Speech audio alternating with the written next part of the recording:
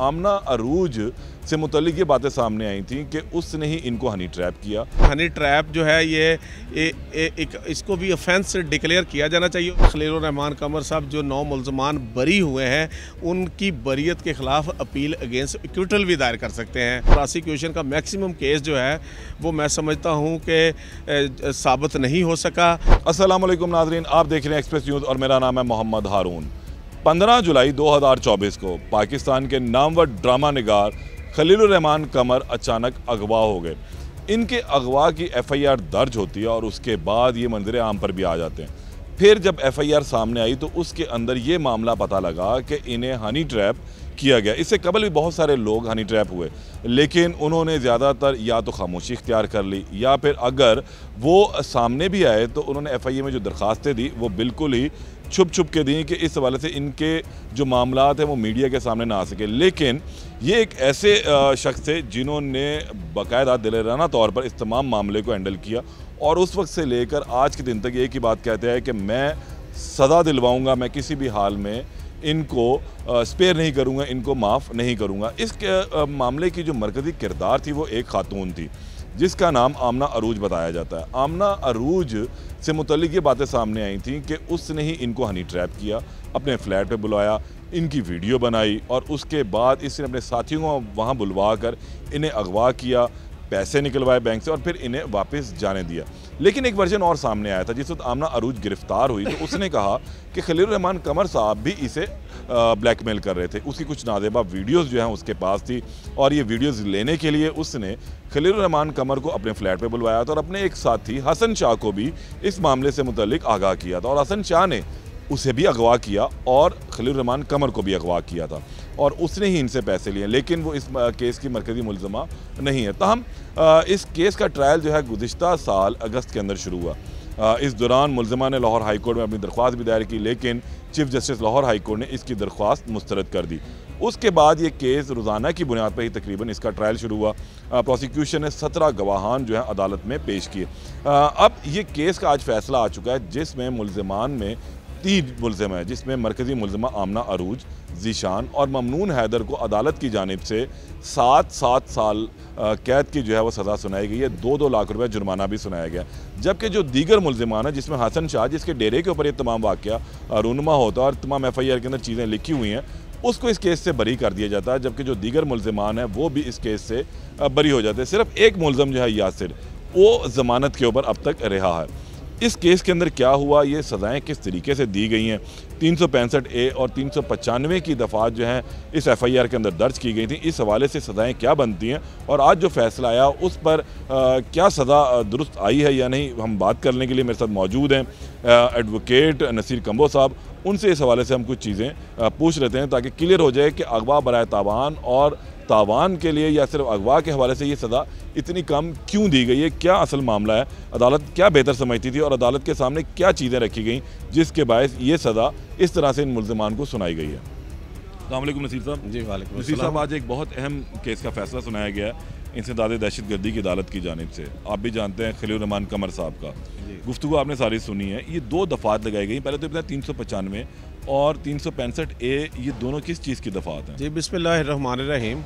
Basically 365A जो है ये अगवा बराए तावान जो है, जिसको kidnapping for the purpose of taking ransom, उसके लिए है। और 395 जो है ये डकैती है कि जब 5 से ज़्यादा अफराद मिलके जो है कोई भी एक्ट करते हैं और तो वो डकैती होती है। और 392 अगर 5 से कम अफराद करें तो वो 392 लगता है और अगर 5 से ज़्यादा अफराद करें तो 395 लगता है। इसको अब रॉबरी कहते हैं। अच्छा, अब इस केस में बड़ी इंटरेस्टिंग चीज़ ये है, मैं ये पूछना चाहूँगा 395 की सज़ा कितनी है? देखिए 395 की सज़ा भी उम्र कैद है और 10 साल से ज़्यादा है। और 365A की 365A अगवा बराए तावान की सज़ा भी सज़ाए मौत या उम्र कैद है।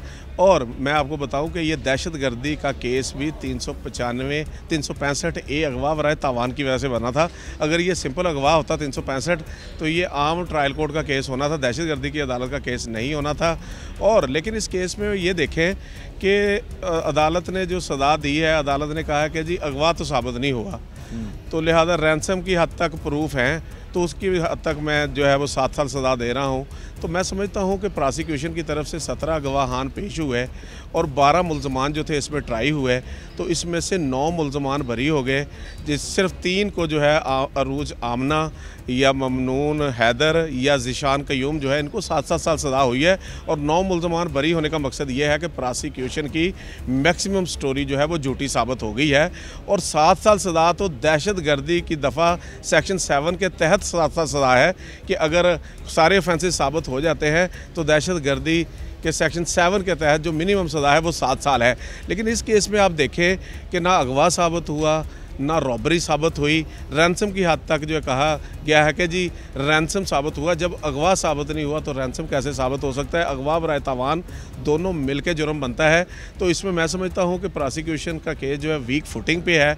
इसमें मैक्सिमम मुल्ज़मान जो है वो बरी हो चुके हैं। अच्छा, और सवाल ये भी बनता है जी कि जिस वक्त मुकदमा 15 जुलाई को दर्ज होता है, उस मुकदमे में 395 और 365 जो है वो लगाई जाती हैं। उसके बाद गालबन शायद एप्लीकेशन दी गई होगी या पुलिस ने ज़रा मुनासिब समझा होगा तो इसकी इनिशियल तफ्तीश की या मुल्ज़मान उस वक्त गिरफ़्तार कर लिए, तो फिर 365 ए आज़ाद कर दी गई इसके अंदर। अब जब 365 की गई है तो सर थोड़ी बहुत तफ्तीश तो की गई होगी, कहीं ना कहीं साबित हुआ होगा कि इन्होंने अगवा किया और साथ में तावान भी तलब किया।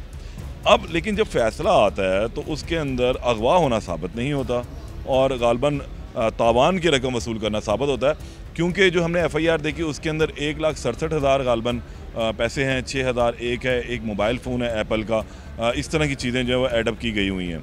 तो अब इस तमाम सूरत हाल के अंदर तो पुलिस ने इसका मतलब तो हम ये कह सकते हैं कि कहीं पर अपनी नाअहली का सबूत दिया, प्रॉपर तफ्तीश नहीं की, क्या वजह हो सकती है? देखें हारून भाई, इसमें देखें यूजुअली जो मर्डर केसेस में अगवा वराए तावान होता है ना, उसमें तो जिस शख्स को अगवा किया जाता है या साथ उसका मर्डर कर दिया जाता है तो जिसके साथ वाक़या हुआ होता है वो पिक्चर पे नहीं होता, तो लिहाजा सर्कमस्टांशियल एविडेंस पे बेस करते हुए जो है वो केस चलता है। और सर्कमस्टांशियल एविडेंस में यही कहा जाता है कि आपने चैन एक बनानी होती है, अगर एक सिरा भी या एक लिंक भी टूट गया तो सारा जो है वो चैन जो है वो खिलर जाती है। लेकिन यहाँ पे तो देखें ना, जिनके साथ वाक़या हुआ, जिनको अगवा किया गया, जिसके साथ सारा वक़ूआ हुआ वो खलीलुर रहमान कमर साहब थे और वो हयात हैं माशाल्लाह, और वो अदालत में बतौर गवाह पेश हुए हैं। तो इसका मतलब ये है कि जो खलीलुर रहमान साहब का खलीलुर रहमान कमर साहब की स्टोरी थी या जो प्रोसिक्यूशन इस्तगासा या पुलिस की स्टोरी थी, वो स्टोरी बड़ी शकूक व शुबहात पे मबनी थी। जिस तरह केस बनाया गया था कि अगवा भी किया है, तावान भी लिया गया है, रॉबरी भी जो है वो इसमें है, डकैती है, तो इसमें जो है ये सारी चीज़ें। लेकिन खलीलुर रहमान कमर साहब अदालत में या इस्तगासा या तफ्तीश अदालत में ये चीज़ें साबित करने में नाकाम रही है, क्योंकि ये केस बड़ा मीडिया की जीनत बना और इसमें वीडियोस भी बड़ी लीक हुई और बहुत सारा जो मामलात हैं खलीलुर रहमान कमर साहब की मर्ज़ी से हुए, उनका जाना या हनी ट्रैप का वर्ड यूज़ किया गया। हमारे मुल्क में अलमिया है कि किसी भी इन्फ्लुएंशियल बंदे को या कोई बंदा जो है वो माली तौर पर स्ट्रॉन्ग आदमी है तो उसको किसी न किसी तरह से वर्गला के, फिसला के, लालच दे के, झांसा दे के या उसको ब्लैकमेल करके जो है वो ट्रैप किया जाता है। और इस टर्म को हम हनी ट्रैप कहते हैं कि पहले जो है उसको जो है वो ट्रैप किया जाता है, उसको समझ नहीं आ रही होती, उसको जो है वो नज़र आ रहा होता है कि शायद मुझे कोई बेनिफिट होगा, कोई फ़ायदा होगा, लेकिन इन फैक्ट वो जो है वो ट्रैप हो रहा होता है। और खलीलुर रहमान कमर साहब के साथ भी ऐसे हुआ, वो ट्रैप हुए और बहुत सारी चीज़ें उन्होंने ट्रैप होके अपनी मर्ज़ी से की, लेकिन बाद में जो है वो उनके साथ बहुत बड़ी ज़्यादती हुई और वो मुल्क के बहुत बड़े ड्रामा नगार हैं। लेकिन ये केस जो है, मैं हारून भाई आपको बताऊं, ये केस जो है वो कमज़ोर फुटिंग पे है। इस केस में जो है वो मिनिमम सज़ा 7 साल हुई है, जो कि दहशत गर्दी की दफ़ात के तहत 7 साल सज़ा देनी होती है, लेकिन प्रोसिक्यूशन का मैक्सिमम केस जो है वो मैं समझता हूँ कि साबित नहीं हो सका।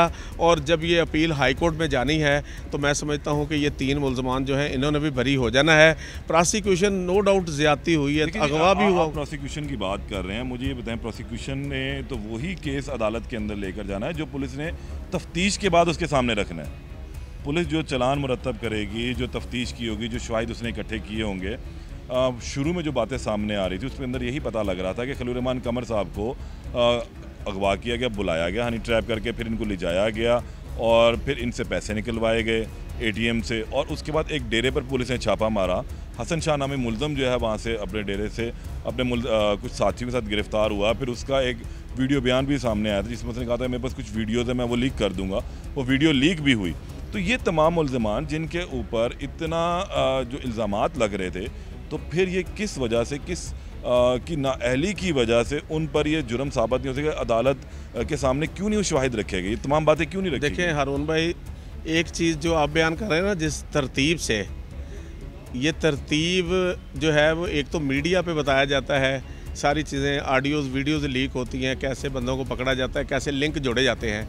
इसी तरह तफ्तीश जो है, तफ्तीश में भी एविडेंस कलेक्ट करने का या एविडेंस को कब्ज़ा पुलिस में लेने का एक प्रोसीजर है क्रिमिनल प्रोसीजर कोड के तहत। अगर आप वो प्रोसीजर फॉलो नहीं करते, तो अगर आप उस प्रोसीजर को वायलेट करके ये सारी चीज़ें अदालत के सामने रखते हैं, गवाहान पेश करते हैं, तो अदालत उनको मानने की पाबंद नहीं होती। और यूजली हमारे मुल्क में पुलिस जो है किसी भी तफ्तीश जो करती है वो साइंसी बुनियादों पे उनकी ट्रेनिंग नहीं होती और उनको टेक्निकलिटीज़ का पता नहीं होता। वही टेक्निकलिटीज़ में आके कल को मुल्ज़मान बरी हो जाते हैं। अक्सर देखें कि जो मर्डर केसेस होते हैं उनमें जो है वो मुल्ज़मान जो है वो मैक्सिमम 90% सही होते हैं, लेकिन वो एविडेंस का मयार देने का मयार वो नहीं होता, एविडेंस कलेक्ट करने का मयार वो नहीं होता, और इसी वजह से जो है वो बरी हो जाते हैं। यही इस केस में हुआ है कि इस केस में नाक़िस तफ्तीश है और नाक़िस तफ्तीश के दौरान जो एविडेंस कलेक्ट की गई है, जो कानून में दिया गया प्रोसीजर है, मैं समझता हूँ उसको फॉलो नहीं किया गया और वो शवाहिद जिसका फ़ायदा मुल्ज़मान को हुआ है। और आगे जिनको तीन को सज़ाएँ हुई हैं, अमना अरूज या ममनून हैदर या ज़िशान, मैं समझता हूँ कि उनका केस भी कमज़ोर है और हाई कोर्ट में जो है वो उनको भी रिलीफ मिल जाना है। ये एक अलमिया है हमारे मुल्क में। उनको तो अलमिया मिल जाना है। एक सवाल और मेरा ज़हन में आ रहा है, जिन 9 मुल्ज़िमान को बरी कर दिया गया, तो क्या खलीलुर रहमान कमर साहब के पास भी ये अभी रेमेडी बाकी है कि वो इन 9 मुल्ज़िमान के खिलाफ भी हाई कोर्ट में अपील कर सकते हैं? बिल्कुल जी, देखें जो जिनको सज़ा हुई है, सज़ा कम हुई है, उस पर भी अपील कर सकते हैं। जिनको सज़ा हुई है 7 साल, वो अपनी बरियत की दरख्वास्त दे सकते हैं। खलीलुर रहमान कमर साहब अगवा बराए तवान के सेक्शन में उनकी सज़ा की इन्हांसमेंट की जो है वो भी अपील कर सकते हैं। और इसी तरह खलीलुर रहमान कमर साहब जो 9 मुल्ज़मान बरी हुए हैं उनकी बरियत के ख़िलाफ़ अपील अगेंस्ट इक्विटल भी दायर कर सकते हैं। और आई होप कि ये सारी रेमेडीज़ जो हैं वो अवेल की जाएंगी और ये मामला इकट्ठा जो है हाई कोर्ट में डिवीजनल बेंच DV जो है, क्योंकि मामला ये दहशतगर्दी की अदालत का है, सुना जाएगा और जो भी फैसला होगा कानून के मुताबिक होगा।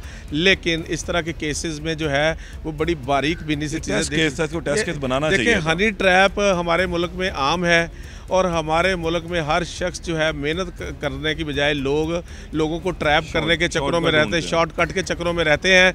और मैं समझता हूँ कि हनी ट्रैप जो है ये इसको भी ऑफेंस डिक्लेयर किया जाना चाहिए और इसकी भी कोई डेफिनेशन मुतय्यन करके पाकिस्तान पिनल कोड का इसको ऑफेंस बनाना चाहिए। और ऐसे केसेस में मैं समझता हूँ कि तफ्तीश भी साइंसी बुनियादों पे होनी चाहिए और ऐसे केसों का ट्रायल जो है वो भी प्रोफेशनली कानून के ज़ाब्ते के मुताबिक होना चाहिए, ताकि लोगों को सज़ाएँ हों और उनको खौफ हो कि माशरे में जो लोगों को लूट रहे हैं हनी ट्रैप करके, लोगों की इज़्ज़तें तार कर रहे हैं, या लोग जो है वो अपनी इज़्ज़त बचाने के लिए जो है वो हक़ाइक़ लोगों को नहीं बताते। लोगों को खौफ हो ऐसे केसों में कि ऐसे केसों में तफ्तीश होगी, जदीद तरीके से होगी, केसों के फ़ैसले जल्दी होंगे और सख्त सज़ाएँ होंगी, ताकि ये लानत है हनी ट्रैप माशरे में इखलाकी इक़दार हमारी ख़राब हो गई हैं और हम माशरती तौर पर बहुत पस्ती में चले गए हैं। इन चीज़ों का कला कमा होना बहुत ज़रूरी है, वरना माशरे के लिए बहुत खौफनाक है। जी, बहुत शुक्रिया। इस वक्त आपने बात सुनी, इनकी तमाम गुफ्तगू सुनी नसीर कंबो साहब की, और उन्होंने बड़ा इसमें एक्सप्लेन कर दिया, खुल कर बता दिया कि ये पुलिस की नाक़िस तफ्तीश की बायस ये सज़ा जो है मुल्ज़िमान को कम हो रही है। अदालत ने उन्हीं शवाहिद की बिना पर सज़ा देनी होती है जो पुलिस या प्रोसिक्यूशन की जानिब से अदालत के रूबरू पेश किए जाते हैं। अदालत ख़ुद से कभी भी कोई सज़ा नहीं दे सकती, उसे उसी किताब को फॉलो करना है जिसके मुताबिक वो पढ़ कर वहाँ पर बैठे हुए हैं। और यहाँ पर इसमें काफ़ी ज़्यादा लूप होल बज़ाहिर नज़र आते हैं।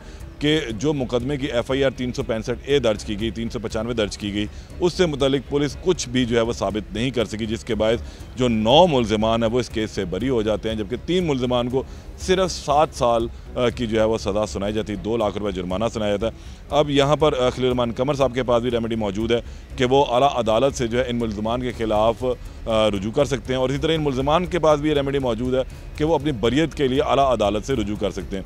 कैसे मज़ीद जो अपडेट आएगी उससे आपको आगाह करेंगे। तब तक के लिए इजाज़त दें। अल्लाह निगहबान।